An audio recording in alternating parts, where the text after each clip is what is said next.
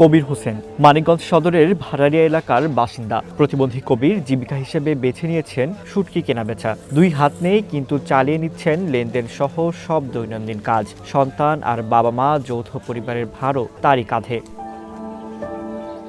প্রতিবন্ধী কবিরের এই কর্মক্ষম পথ চলার পেছনে গল্পটা ততটা সহজ ছিল না। ছোটবেলাতেই দুই হাত নেই বলে বাধা সে স্কুলে ভর্তিতে। সব প্রতিবন্ধকতা পেরিয়ে স্কুল কলেজের গণ্ডি পেরান, কিন্তু দরিদ্র তার পিছু ছাড়ছিল না।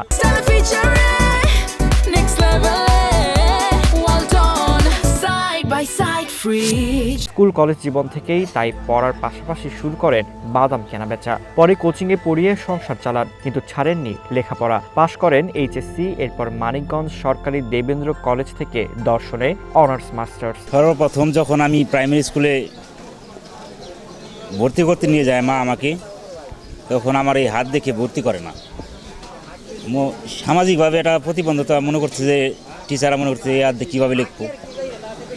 পরে আমাদের এলাকায় ব্রাক প্রতিষ্ঠান ছিল, সেখানে ভর্তি করছিল, কিন্তু ব্রাকের যে টিচার আছে তারা বলছে আপনার ছেলে লিখতে পারবো না। পরে বাসায় এসে মা অনেক কান্নাকাটি করলো। পরে আমাদের পাশে আবার একটা সুলতান পিপুলিয়া স্কুল আছে, হাই স্কুল,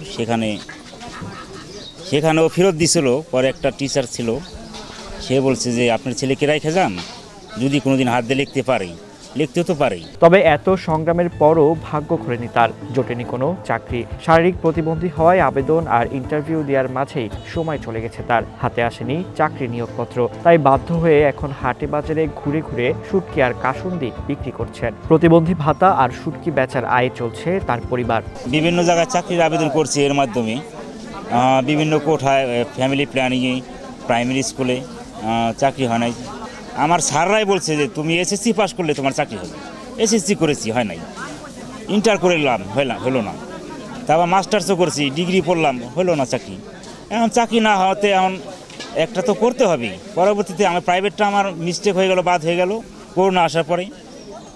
সেক্ষেত্রে এখন কি করব? পরে দেখলাম যাই হোক একটা কিছু তো করতে হবে। আমার ফ্যামিলিতে 11 জন সদস্য, আমাকে ফ্যামিলিটা ধরে রাখতে হবে। পরবর্তীতে আমি আমার বাবার ব্যবসাটা আমি তুলে ধরছি। কবিরের বাবার আক্ষেপ, ঘুষ না দেয়ায় ছেলের চাকরি হয়নি। মাস্টার পাস করার পরে ওর জন্যে যে জায়গায় যায়, ইন্টারভিউ দেয়, পাস করে 14-15 লক্ষ টাকা ঘুষ চায়। আমরা তো পারি না। আর পোলায় বললো যে আমার মতো প্রতিবন্ধী, বাংলাদেশে একজন প্রতিবন্ধী, তাহলে আমি যদি 14-15 লক্ষ টাকা ঘুষ দিয়ে চাকরি করি, নাই করলাম।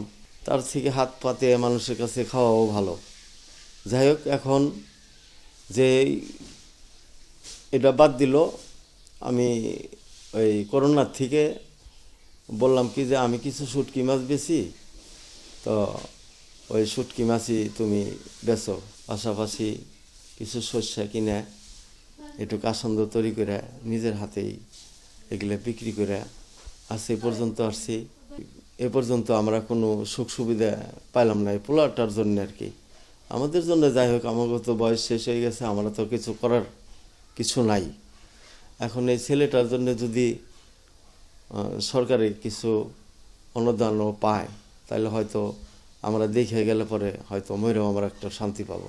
কবিরের হাতের শুটকির ঝুড়ি তার পরিবারের একমাত্র ভরসা। শিক্ষিত এই প্রতিবন্ধী যুবকের জীবনের চাওয়া কেবল একটা চাকরি। Fardin Hirat, one national desk.